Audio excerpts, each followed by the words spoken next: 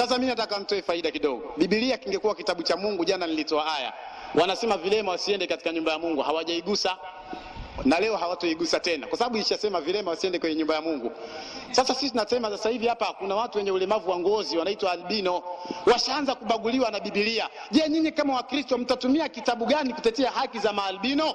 Katika Qur'ani sura ya 4 Muhammad alikuwa anakaa na vilema, anashirikiana nao. Nyinyi kama Wakristo, Biblia ndo tayari mnasema neno la Mungu. Hilo neno la Mungu lishaanza kubagua viumbe aliyoumba mwenyewe. Anasema vilema hawataki katika nyumba ya Mungu. Biblia kama Biblia mtaitumia vipi kutetea walemavu wa ngozi na vilema wengine kama kweli Biblia ni kitabu cha Mungu? Kwa nini kinaleta ubaguzi? Sasa tukikaa chini na kufikiria, tunaweza tukaanza kujua mapema tatizo la maalbino kunyanyaswa leo. Tunaweza tukajua limeanzia wapi. Kwa mwenye akili zake kashaanza kupata akili kichwani. Tumsalieni mtume.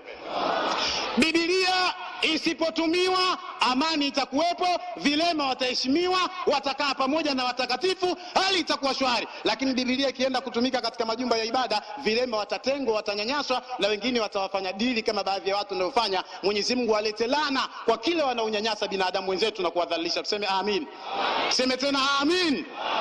Ndugu zangu Waislamu, hilo la kwanza. Tunaeleza kwamba Biblia haina nafasi katika amani ya ulimwengu na maisha mazuri ya wanadamu. Hakiwezi kuwa kitabu cha Mungu. Biblia sio kitabu cha Mungu. Mungu hajampa mtume yote kitabu kinachoitwa Biblia. Kama wana ushahidi wa kutosha watakuja baadaye watuambie. Yaliyomo katika Biblia ni haya hapa. Shafi aliyatanguliza mengine, mimi naomba niongezee kwa uchache. Kama Wakristo wao wangekuwa wanajua Biblia ni maneno ya Mungu, wangefuata kila kilichomo katika Biblia. Lakini kuna mengine balaa mpaka wenyewe wanayaogopa. 16:16 Warumi. Hili sijaona walitekeleze hili. 16:16 kitabu cha Warumi. Ndio. Inasema ndio. 16:16. Aha. Kitabu cha mambo kitabu cha Warumi inasema ngoja upepo kidogo unanisumbua hapa. Naam, inasema ndio. 16:16 inasema salimianeni. Biblia si wanasema kitabu cha Mungu hawa? Walikuwa wanatakiwa yote yaliyomo kwenye Biblia wayatekeleze. Biblia inasema salimianeni kwa nini?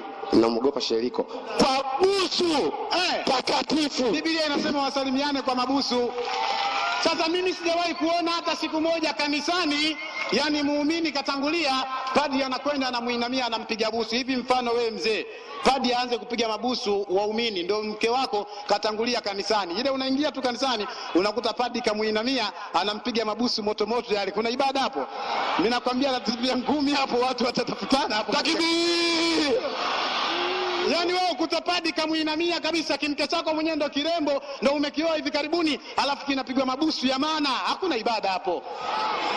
Unaweza ukamtungua na mawe padri mwenyewe. Biblia ingekuwa maneno ya Mungu, mtu singeona maandiko mtu anafanya kumsifia mwanamke tu, kampenda yeye anamsifia 7 wimbo ulio bora. Yani mtu kakaa anafanya kazi ya kumsifia mwanamke. Eti kitabu cha Mungu hicho inafanywa kazi ya kusifiwa mwanamke. Wewe kitabu cha Mungu basi hakina kazi ya kufanya.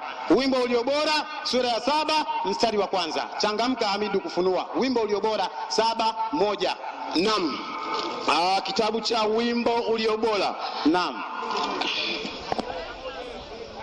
Biblia sio kitabu cha Mungu. Na leo kungalikuwa kitabu cha Mungu yasingepatikaniwa haya. Na minasema baada dakika 2 fanya haraka. Wimbo ulio bora 7:1 inasema ndio. Siti msharifu. Anasema siti msharifu. Jinsi zilivyo nzuri hatua zako katika mitalawanda. Yani kamuona mwanamke anatembea anamsifia hatua zako nzuri katika mitalawanda. Siti msharifu. Siti msharifu wewe. Mapaja yako ya mviringo. Mapaja yako siti msharifu, mapaja yako. Ni kama johari. Hichi kitabu cha Mungu kinamsifia mwanamke. Mapaja yako siti msharifu. Ni kama johari. Kama johari mapaja yako siti msharifu. Kazi ya mikono ya fundi mstadi. Kazi ya mikono ya fundi mstadi. Siti msharifu wewe. Siti msharifu wewe. Kitovu chako. Kitovu chako. Ni kama bilauri iliyolingana. Bilauri kama glasi, kitovu chako siti msharifu. Tumbo lako wewe. Tumbo lako. Chungu ya ngano. Matako yako. Allahu Akbar. Siti msharifu. Tumsalie mtume. Swali ala nabii. Wakati tunamsifia siti msharifu, muda umeisha.